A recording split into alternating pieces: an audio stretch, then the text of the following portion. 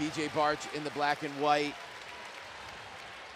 Black and white also wearing the tatami gear is Langaker. Got the boogeyman, Richie Martinez, in the corner for PJ.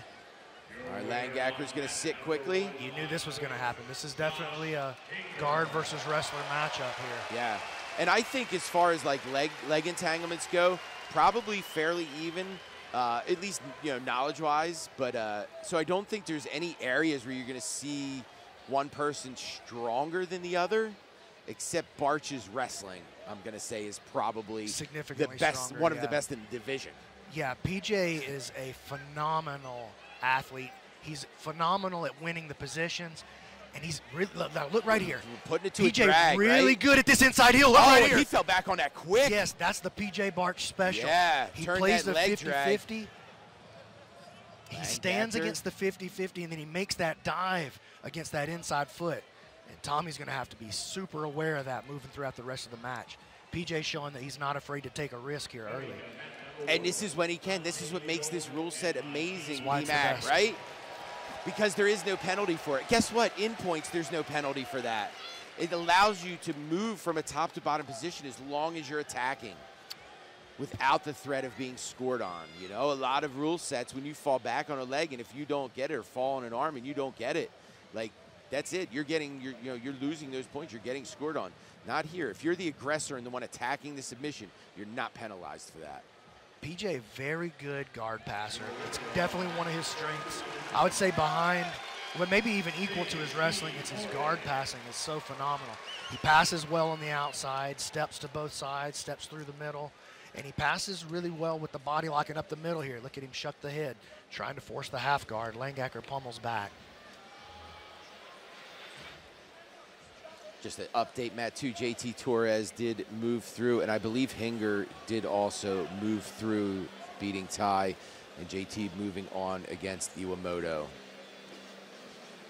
Paul Jacob Barch on top here, trying to weave through the guard of Langaker. He's got his hands full trying to make that happen. Tommy, a phenomenal guard player.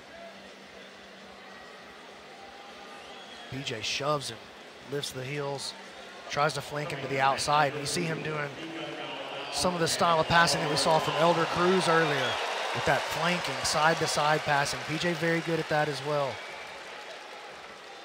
PJ's very good at mixing it up. Here, look, he's passing that foot up to the inside. You saw Langaker drop that knee down this time, right? PJ's the one that initiates that. Correct. He's trying to drag him across into that 50-50. It's crazy how, in that position, how Langaker is able to keep, it's almost at a detriment, keep the daily heave it in. He put such a strong 90-degree boot on his daily heave that it was like keeping it in that position. That's almost a detriment from there.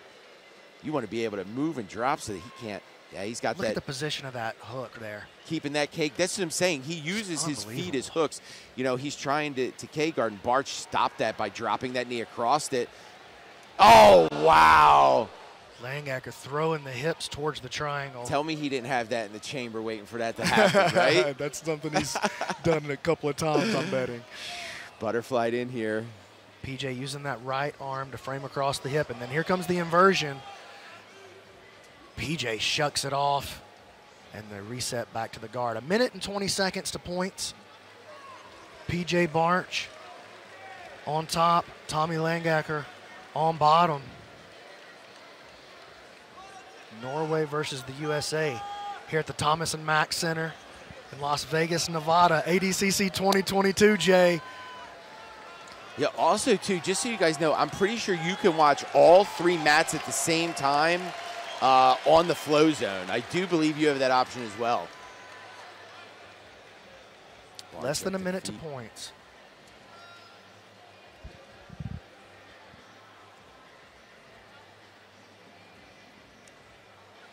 Nice passing position here by Barch. Good work by Langaker, recovering that knee on the right side. Trying to cut through with that knee. So it's funny, like now you're saying that, it's like he's super aware of it. Langaker with that inside heel. Well, he felt the danger of it just in that first one. Ooh, PJ nearly got the hands locked around the shoulders there. 10 seconds to points. And yet, listen, we're quite a few hours into this. I don't know that anybody's come out of a seat yet. B-Mac, I've jumped out of my seat a couple of times. Okay, the points period has started here. Reset in the middle of the mats.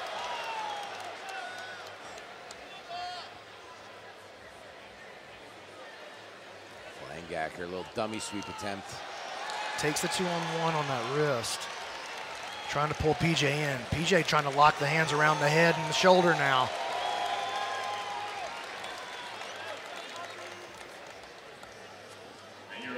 Oh, maybe try to wrestle up on this. PJ pressuring forward with that whizzer. And I got to imagine it's going to be hard to wrestle up and Barch and put him on his back, right? Especially long enough to score. PJ closing in on a pass, but it's nice work by Langaker creating an off balance here. PJ now locks the hands, looking to flatten that shoulder to the ground. Langaker with that left knee inside with the shield, keeping PJ off the full pass. That right foot. That right foot is really giving him a problem. What a nuisance. Because listen, like we were talking about earlier, it's normally the top leg that's really the issue. But Langaker has made that 90-degree angle on that right foot from that almost like K-guard position. Just K-guard, but you're still on the other side with the knee shield. Yeah, exactly. It's both at the same time. Underhook. Langaker maybe thinking about coming up. Now setting in maybe a grip for the false reap here. You see his left arm behind the knee of PJ Barch. If he can get that left foot around, he tries the inside spin. That could open this position. Oh, Barch used that opportunity to get some head and arm control. And he's got a lot of pressure on that bottom knee for Langaker, but Langaker uses it. Jeez. Get underneath the hips. Barch super aware. Look at Barch using his right foot. He's going to have to be careful. Look at this. That was beautiful. Amazing leg pummeling. Incredible balance, too, from PJ. Which is what you expect from the Butter Panther, right? What else do you expect? Langaker. Man, again, huge credit to Langaker, who's not a traditional no-gi guy, runs through the Euro trials, and look at this match he's having with a only no-gi guy in PJ Barch. PJ's got to find a way to get his left leg either around or back through the middle. But if he brings it back through the middle, he sacrifices his base just for a split second. And it doesn't seem like he's addressed it yet, though, B-Mac, right? Yeah. Like, he hasn't put a hand back. He hasn't tried to pummel over it, at least that I've noticed yet. And I've been putting a little bit of focus on it. So maybe it's something that it's not as can he not notice that it's what's hooking? No, he notices. Right? I mean, that's what's setting up this position here now, getting around the K. Good job of controlling that far side leg and comes up with it. Very nice. Onto a front head. PJ's going to feel very comfortable here. All right, now Langaker has stood long enough to where he can't go back down. That could have been a strategic mistake for him. Yeah, nice throw by here by Barch. He's going to have him body locked. He can mat return or look to hop to the back, looking to roll through. Only a single hook in, so that is legal. Barch in a great position here. Has he got that second hook? No, not yet. And Langaker but he's climbing the body. Yeah, he is. Langaker's put his right hand in a position where he's going to try to keep catching that with 1:30 to go. If Langaker, when he stood up, sat immediately right back down, he wouldn't have had to stand. But because he stood for the 3 seconds, he had to remain standing or be penalized for it. Yeah, very interesting. Oh, and he's over the arm, and here it is. Barch is going to score off three that. For PJ. Even with the arm trapped. So now it's about Langaker. Oh, and Barch might have that arm threatening already, B-Mac. He's not there yet. He's still got the seatbelt grip. But he could be there quickly. His left hand reaches down to address Langaker's. Now the body triangle. But the arm is free now. 2 arms free. But PJ is up 3-0 now with less than a minute to go. Big moment for PJ Barch. And listen, Langaker is going to do everything in his power to make sure he doesn't get finished from here. So, you know, Barch is in a situation where I would keep throwing the threats, maybe trying to bring an arm over, but more than anything, I don't want to lose the back. Absolutely. I don't want Langaker to be able to go on a movement spree on me. PJ starting to inch towards this. He's going to go palm to palm. He's palm to palm. Going for the Dan Severn. And a lot of time. We got 30 seconds left in this spot. Starting to drive the pressure now. Man. He's going to get it. Oh, wow. Trying to, oh, wow. And listen, I'm going to tell you, if I'm Barch, I'm trying to not burn out my arms either. You know, the winner of this is taking on JT Torres next round, so.